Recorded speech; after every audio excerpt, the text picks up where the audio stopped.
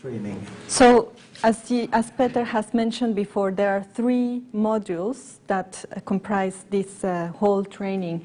And the objective for the whole training is really to foster an understanding of the complex relationship between migration and development, and to situate the actors in this big framework. But today we are going to make an introduction to this topic. So today really it's an introductory course on migration and development and the relationship between the two. And so the objectives for today is really to discuss, to focus on the concepts. What is migration? What is development? Because I think there are different understandings of both concepts, and then highlight the complexity of this mutual relationship between migration and development, and of course analyze the role of the civil society actors in that framework. Do you, yeah, so.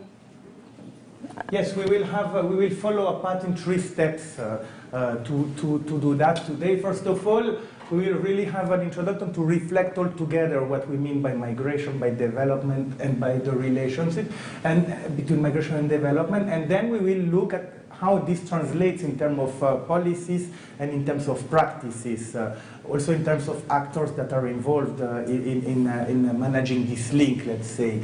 And at the end of the day, we will also see how this translates into the 2030 agenda, so the Sustainable Development Goals, try to think about where is migration into this agenda, which is an international agenda that anyways can be located anywhere if well contextualized.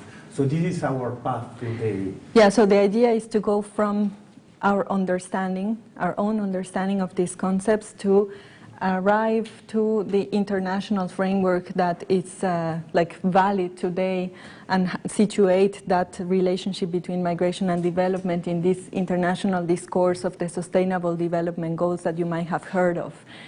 Do you have questions at this stage about the path that we are going to follow? No question. So we will really be very interactive. We will use videos, activities. You see that there are already three papers on the table.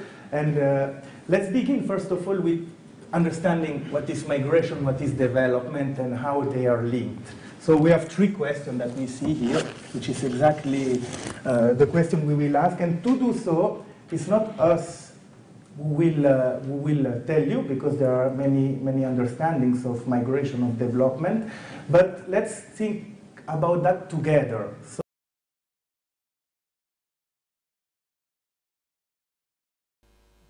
makes the distinction between those who are considered what we normally would call economic migrants, and other people that move for because their life is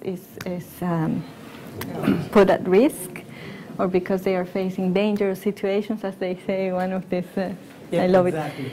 So it also implies that who is not under the 1951 convention has always the choice. And this is not always the case, as we all know. So it is, I mean, the distinction between who is a forced migrant and who is not a forced migrant is sometimes used to develop policies that will include certain populations and exclude others on the foundations of this distinction between who's an economic migrant and who's not. But I think we want to hear from you your impressions about this. Okay. I'm thinking probably initially when they arrive, they are kind of, yeah, they are refugees. But if they start to live in this particular country, what will they become then? Migrants? According to me, I think a refugee is a migrant who is running away from different challenges to go to a new society where they seek refuge. So at the end of the day, for me, a refugee is a migrant who is looking for refuge. I think maybe one has to define first what is a persecution. Does a human being has a right of economic existence? If yes, and that right of economic existence is denied to a human being, when he runs away or when he moves to have a better economic existence, is he a migrant or a refugee? So, for me, these definitions of differences are just decorations. When somebody is moving, there's a reason why he's moving. And if he's dying of hunger, or maybe his area where he's living is polluted because of shell doing petrol and things like that, and does not have any means of livelihood, and he must move to get it, then he's also a refugee, even though there's nobody with gun on his back. So as far as I'm concerned, once somebody is moving, is both a refugee and a migrant. There shouldn't be even this distinction between both, because we all have a reason. If somebody is well in his community, he does not have a need to move. When somebody moves, it's because there is a need. Most often, an urgent need to move. Thank you. What I believe is the general definition is anybody moving from one point to another point is a migrant. So for that reason, for whatever reason you are moving for, once you leave your point where you are staying or living to another point, you have become a migrant. You know, as a refugee, you are not moving it out of your own free will. You know, but as a migrant, either you are going there because of family unification or because of work. So they are not the same. Thank you. We are speaking about actually political terms. Some countries develop term migrants, refugees, and so on. I was like, let's say, refugees 20 years ago, but doesn't play any role for me if I'm refugees or I don't know. Maybe 100,000 citizens from Great Britain living in Saudi Arabia, maybe they are not migrants. Or Swiss citizens working in Singapore maybe also are not migrants. This is, we are speaking about definition from so-called development countries. And this is for me a paradigm of definition actually. What is the source of, why I'm moving is there are different sources of movement. Can move because of, maybe because of war, maybe because I want to save my life or to marry somebody, or I don't know, to find a new working place in Saudi Arabia or Sudan, I don't know. But this is, maybe we should not lose the time to find the definition. There are so many. If we have a power, we have our definition in Switzerland it's like this. It doesn't matter what is my opinion, but the parliament and the government, they are defining what is actually the term. And it doesn't matter if I can choose or not. I mean, this is, yeah. Thank you.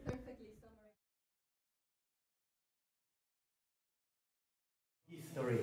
Because history is very interesting to see how policies about migration and development went on during the years. And a good starting point is the 50s, just because development as we intended today, well, began in 1949. There is a precise moment in history where it began through President Truman's discourse. It was the Cold War. It was a moment where two big blocs were competing after all the colonial past, were competing for basically getting power on other countries. Development was born in that framework, and the discourse on development was about modernization, meaning that development is really a linear process, an evolutionary process, you could say, where you start from one point, which is tradition, and you go to another point, which is modernity. Of course, it was measured, and it was measured through economic success, meaning that the ending point was the point where the world was cognating. It was United States, maybe at that moment. So this was the discourse on development.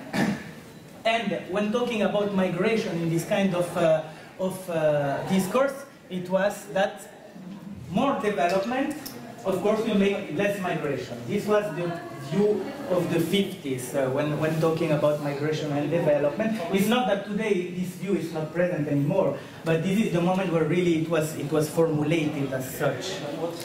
Then in the 70s we have another approach, a more pessimistic approach that talks about dependency, where states understood development through the unequal terms of trade and of exchange and the power relations between countries, where they said that underdevelopment, it's an inherent part of a system of development. So development wouldn't exist. Development in certain areas of the planet wouldn't exist without the underdevelopment of others. And in this context, then migration was seen as contributing to underdevelopment, because migration was seen as a parameter that allowed the transfer of cheap labor from some states to others, and also the transfer of skills, the famous brain drain from certain countries to others to sustain the welfare of certain societies. So in this approach of development and the link between migration and development, more migration would mean less development or underdevelopment for those countries that were losing their skills and labor to the benefit of other countries. So in that sense, the policies that were put in place were looking more at promoting return, for instance, promoting ethical recruitment, especially of certain sectors, for instance, doctors, ethical recruitment of doctors from so-called developing countries, and so on, and also promoting the productive use of remittances, because in that view, remittances were not used for productive purposes, but more for consumption and so on. So again, as Olivier mentioned, it's not that this paradigm was only valid for a certain period of time and in the 70s and we remain there. We can find still many approaches or aspects of these approaches that are valid in today's migration and development policies.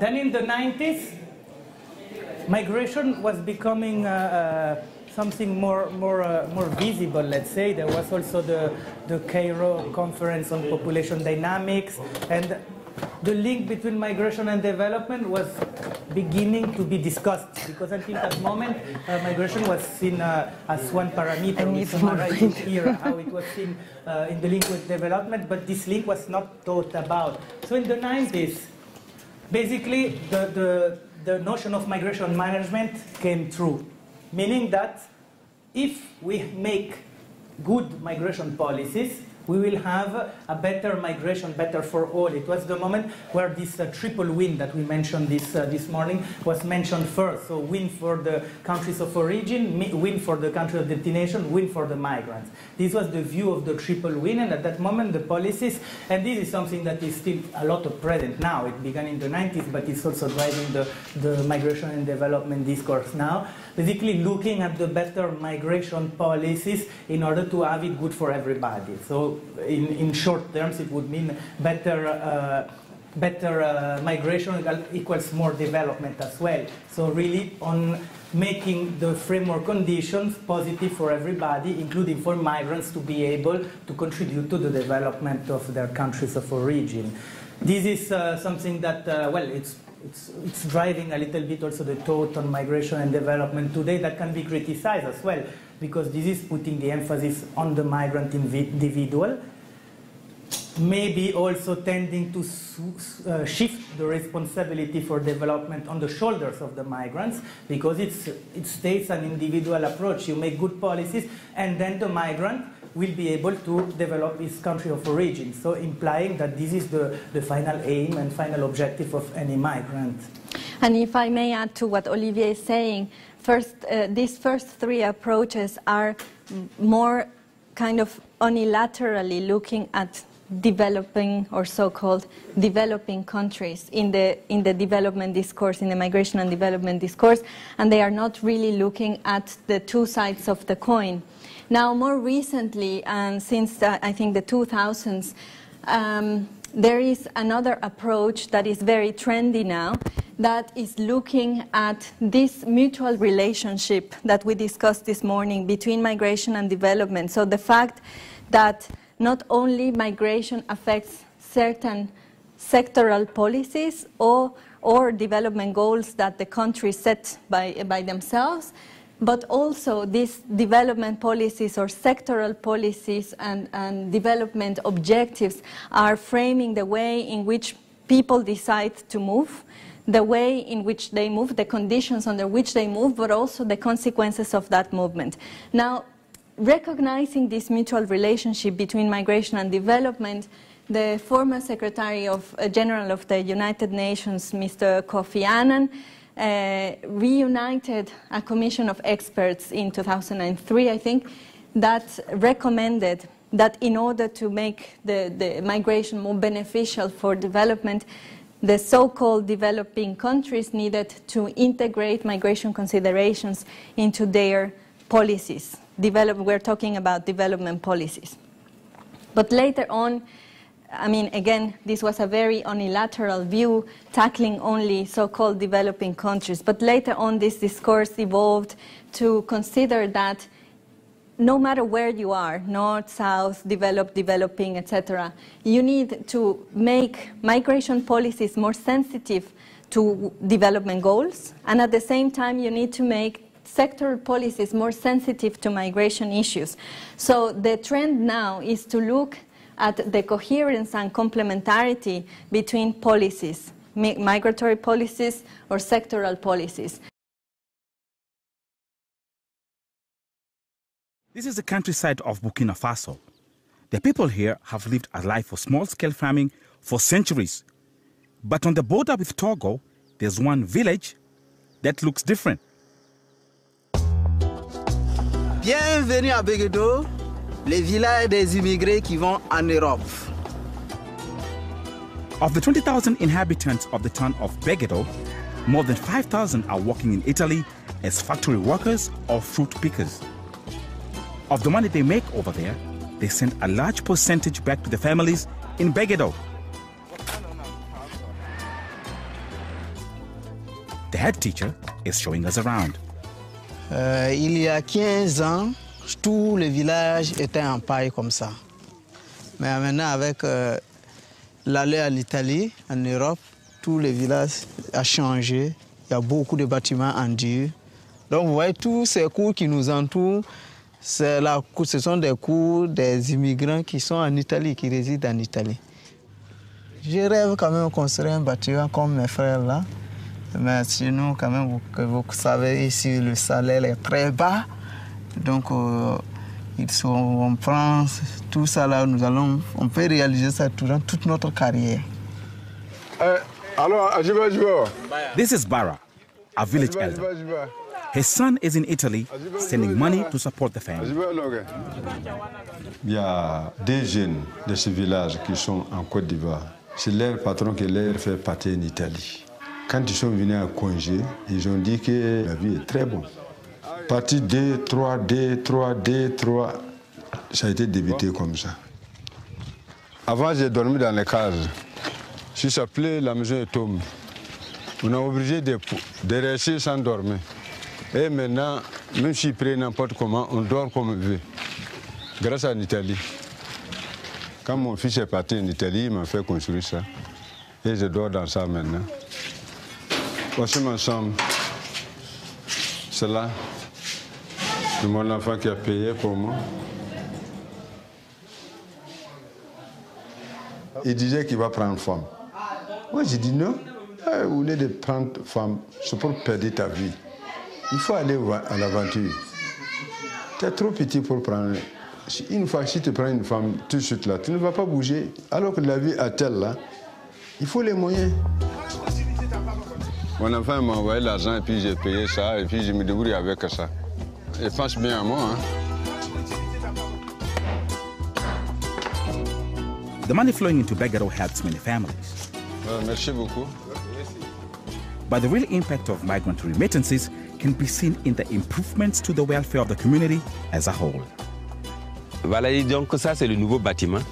Et vous voyez, il y a le drapeau du Burkina et le drapeau de l'Italie.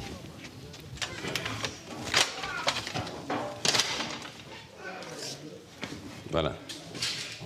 Je disais qu'il y a du matériel qui n'a pas encore été installé. Ça, c'est des chaises dentistes, des poupinelles, pour stériliser le matériel. Ça prend la radio. Ça, c'est matériel pour les médicaments. Et ils ont une association des ressortissants de Beghedo en Italie. Et chaque année, chacun cotise. Et c'est dans ça qu'ils ont puisé pour venir faire ce bâtiment, pour leurs parents rester au Burkina ici. The money from Italy also supplied these 2 ambulances. But the hospital needs electricity and medical personnel to function properly. And that is difficult to find in Beghedo. So, are remittances enough to make things work? Or can Beghedo survive solely on the money of its sons and daughters in Italy? L'Italie, c'est comme un château où l'argent descend ici sous forme comme de l'eau. Mais une fois que le robinet va se couper, alors ce serait dur pour le village. What do you think? What is needed for long-term development in Africa? Let us know on the website. C'était Beghedo.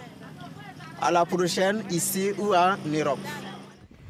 Well, this documentary just makes me think about some category of superficiality, because it makes me fear that once the town is not anymore being self-sufficient, not doing developing activities for themselves, but always just waiting for this money to come, and then putting in this trade all of their hope on their living and their development, find it really dangerous. So I think it should be important to find exactly the concept of dependence. It would be really important to find this place where the people can keep developing themselves with the things that they have been doing for ages. They have the knowledge of their, how they survived before, even if with problems, but they just quitting on that knowledge just to get into this pseudo development makes me concerned. I think that's not the best example of how development should be, if ideal. Thank you. Yeah, I think when development is based on comparisons, then we lose the main discussion, because some of us might see that video and think in one way the cement-built house is a developed house, so to say, while the mud house is not, and so the people are living in rural ancient times, as we can see or say. But what is sustainable? How sustainable is the brick building? How environmental friendly is it? We can argue that, yes, the hospital built by the fund from Italy, by the Beghedo in diaspora, is helpful to the people. But such fund could have been invested in such a way that the locals could promote the traditional medicine or the local hospital there, and not to put a new building that cannot be sustained over a longer period. As the final question goes, what happens if the tap that runs the money, what happens if it's cut off? So this is what we always have to put in mind when we think of development. Thank you. This is just one. As we saw already, that sometimes migration and development can result in a confused society or system, because I agree with him that people need to be satisfied the way they are, because these guys are trying to compare with another society, and also maybe they call it a highly developed society. That's why they want to copy that. But at the end of the day, if we are talking about, for example, remittances, are they sufficient to keep on sustaining this hospital?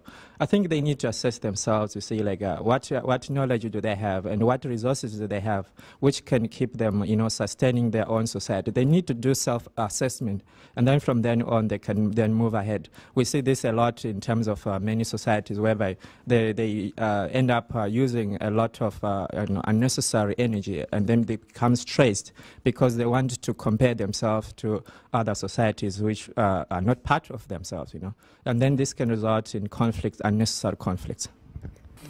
Yeah. I was once in a conference with Hezekiah Sefa. He's a professor from Ethiopia, And he mentioned his experience one, and he said, look, in the 50s or 60s, when he was in his village, it was a small village in the Ethiopian rural area, and he liked his childhood, and the things were okay.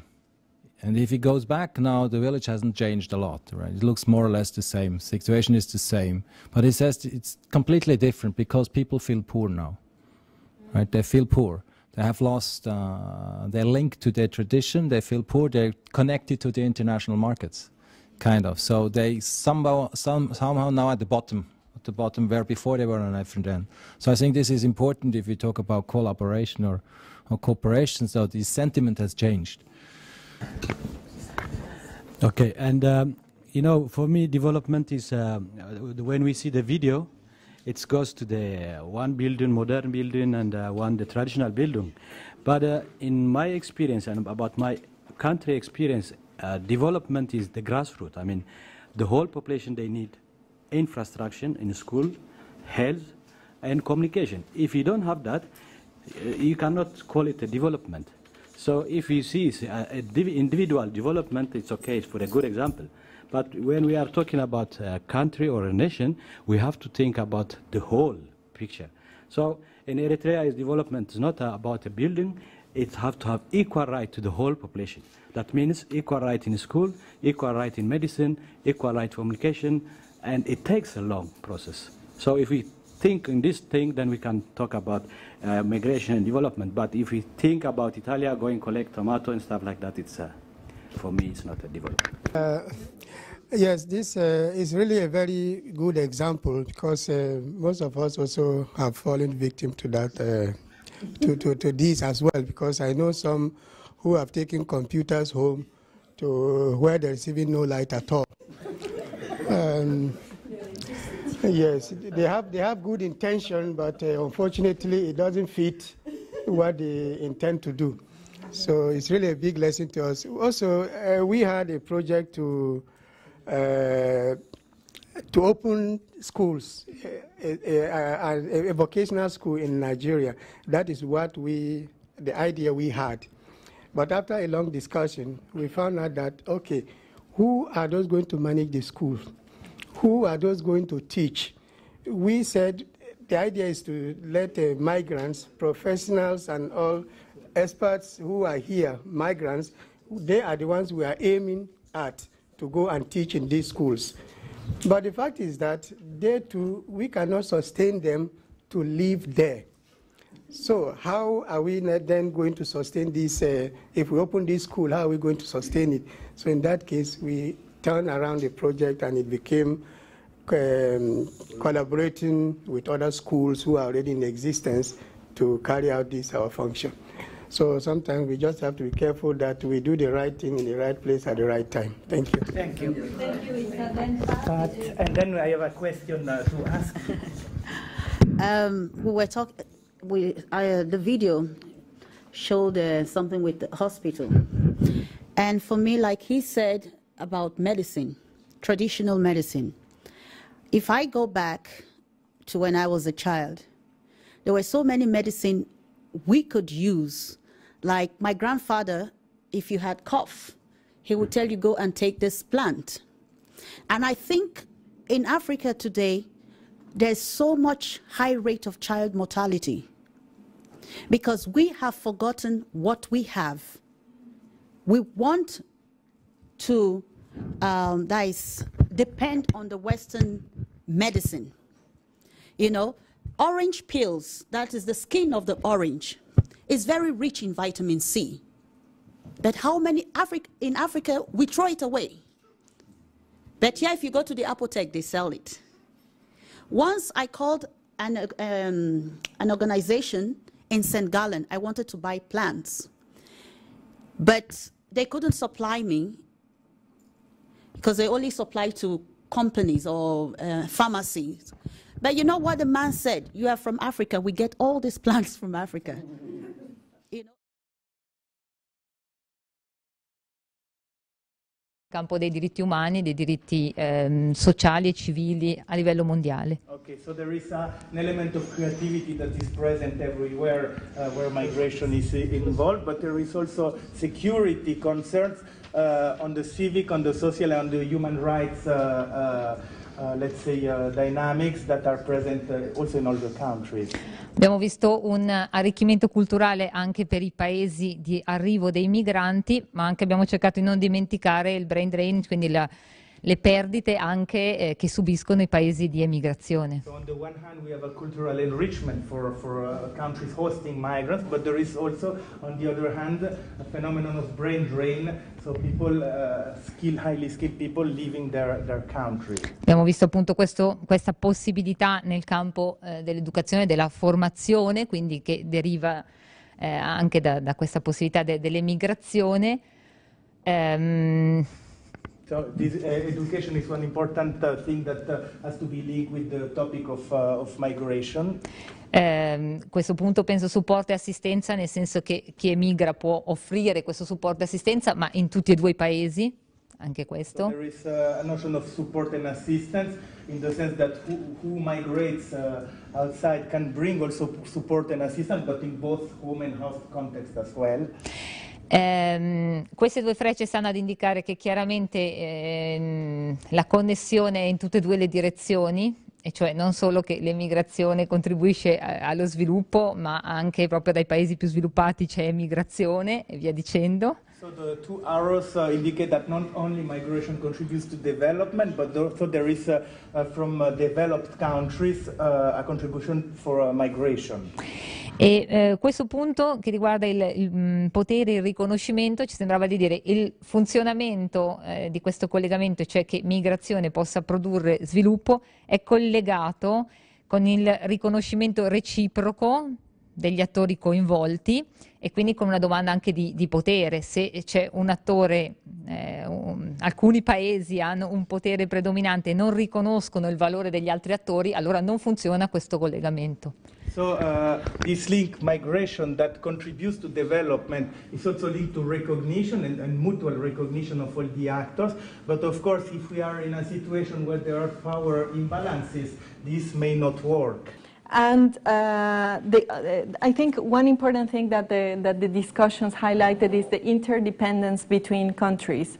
You mentioned several times that there's an interdependence between countries that are involved in migration, and also the mutual relationship between migration and development. You also mentioned that not only migration affects development, probably you didn't mention it in this sense, but I understood that also you discussed about how development affects migration. And this is very important. This is something that we're going to discuss later on.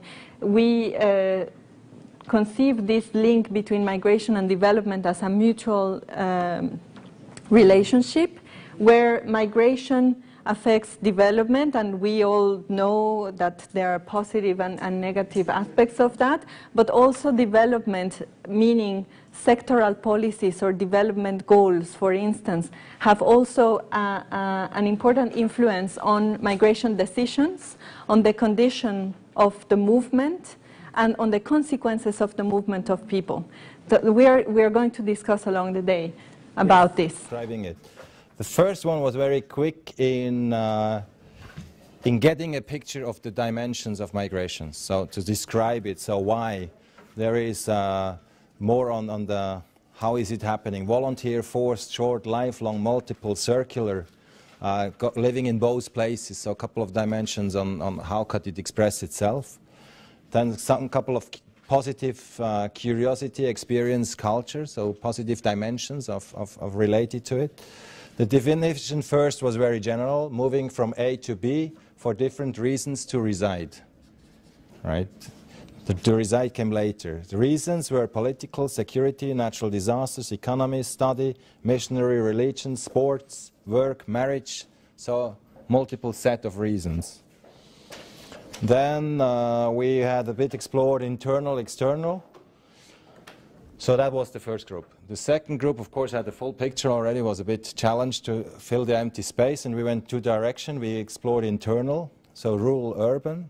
So the dimensions not crossing borders, but internally be forced for or land escape or different reasons to move within a country. And then we went into the psychological, emotional side of things, so to integrate, to assimilate.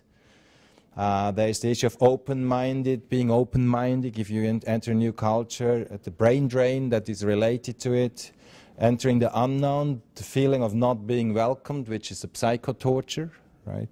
Was it mentioned? And I think then, that, of course, if you go into this, it takes a bit more time. And the third group then, when the third group came in, we started to validate this, right? Because that was very analytical, very presentable. But then the issue was, okay, is it really, there's a label, right? There's a labeling related to migration. It's not migration is not migration. So there's, if you study, you're more probably a student, right? You're regarded as a student, not as a migrant. So there is a different relation to it, positive connotation. Or you have this negative, the negative force of being forced to migrate. So the labeling of the migration, the migrant has also a negative connotation, go along with it. And that discussion started from capacity building, right? Is it a volunteer capacity building? You go, you want to capacitize your personality, or are you forced to move into a change which is related to a negative connotation? Thanks.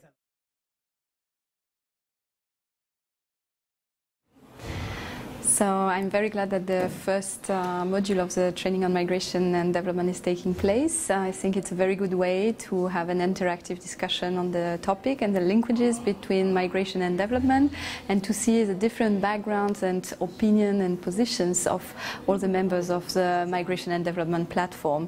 I think it's a great opportunity that this is taking place, and I'm also very glad that my colleagues from headquarters could come to facilitate this discussion. Brilliant. Well, today's workshop have shown, I think, a lot of varieties of different examples of experiences, of beliefs and knowledges about migration and development, and the way we have done it and the method we have been using it, it's really good, because I think I've heard things I have never thought about, and I'm getting just into the different experiences and getting involved in how could I just be a factor to improve what we're doing for migration and development, and I think that's a major goal that I can here achieve. My name is Pat Sanchi from Nigeria African Heritage. I've been here all day. I find this training very, very interesting on development, migration and development. It has been very, very beneficial to me, and I hope what we have learned today, we can put it in practice, and things that I did not know about migration, I have learned today, and it's been a very, very, very good initiative. I'm just short of words. It's made me to know people, to meet new people, and some people that I have not seen for quite some time. Thank you. Well, the thing is that migration and development is it's a theme that is current today. It's a topic that everybody is talking about. You remember 2013, the UN High Level on Migration and Development that took place, and every year we have this Global Forum on Migration and Development. So it is now come to the forefront that people are now coming to recognize that migration is not all about negativity. There are a lot of good, positive nexus between migration and development. Now, coming here today and then seeing different contributions from different people, it shows that the discussions on the high level is not only there, that this is something that we are living on a daily basis. It is something that each and every one of us as members of the diaspora are already contributing for a long time. So coming here today is like an eye-opener for those who have not followed this road before. And of course, there are a lot of good inputs from different angles. It is very enriching because we come from different backgrounds, and everybody has his own or her own experience. We learn from each other, and that is also one of the good things in such a training, which is not teaching, which is we don't have teachers here, we have facilitators that help to model our thinking and help us to bring out in us that which we live on a daily basis. So in that aspect, it is very positive. And we hope, we're not going to stop it here, that it will go into concrete actions, because in most cases people talk, and at the end everything ends up there. So what am I looking into is how do we transform this? This is the challenge, to move further, to start making something concrete in Africa, and something concrete in a way that will also be sustainable, and not these fast things and after it ends up there. So this is the challenge, and I hope before we leave here, we'll find at least 1 or 2 ways to start making this challenge a reality. Thank you. The training has been very intensive and worthwhile. The objective, I think we're working towards it. During the training, we're able to connect migration with development, which is the platform on which we stand. And I think the rest is for us, the members of the Migration and Development Platform, to carry to the next level, to form an opinion that can move institutions and government so that the sustainable result will benefit, the results attained will benefit everybody. Ich denke, das war eine sehr gute Erfahrung. Vor allem, was ich denke, ist dieser Austausch von verschiedenen Kulturen. Und vor allem, dass wir jetzt als Immigranten eine Basis haben, eine Institution, wo wir über wichtige Themen reden können und in Zukunft ja, bestimmte Lösungen finden können. Das finde ich eben wichtig. Ein Netz vor allem. Ja, dann nehme ich mit. I think this first training on migration development was quite successful. We had 15 participants from various organizations from Switzerland, and we had a level where people were able to exchange and share opinions and learn from each other. I think so too. I think this first training was a success in the sense that it allowed to clarify the concept of migration and development, and also to develop a common understanding. So in that sense, there was also a type of socialization process between members that have various experiences but that do not know one another well yet. I think it also motivated the people now to work in groups, to start group works, and so to contribute to the success of the platform in the long run. Yes, I think there is a good basis for the rest of the activities and also for the rest of the training cycle. Okay, we'd like to thank the World Trade Institute for allowing us to have the training in their facilities and also in supporting us with the organization of the day. And also a special thanks to the International Organization for Migration, the IOM based in Bern, and also the colleagues of the IOM based in Geneva that provided the training these last 2 days. Thank you.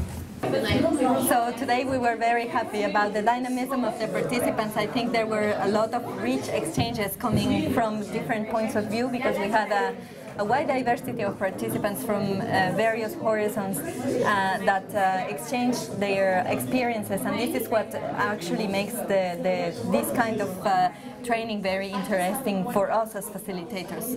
Yes, because for us what is important is really to foster the exchange among people. I think we learn as much as we can provide as facilitators, because each time we can enrich our own understanding of migration, but also help people exchange among themselves on their own experiences. So this is really what is needed to understand what is migration and development and how they are related. And I think the advantage for the platform is really to take these opportunities of the trainings to consolidate the network, to consolidate the exchanges between the participants and the members of the platform. This is a very good opportunity because people are talking to each other, they are discussing common interests and also different points of view, which is the richness of one platform such as the Swiss platform on migration and development. Yes, and I think that these trainings can be very important in this framework. Today was really an introduction to understand how migration and development are linked, and this is really a difficult and a complex issue, so that's why it takes 1 day of discussion, and nobody has really the answer, but at least we can drive the discourse on understanding all the facets of this complex relationship. Exactly, so we are very satisfied, and we thank the participants for their motivation and their interest in participating in this kind of training. And we look forward for the next one.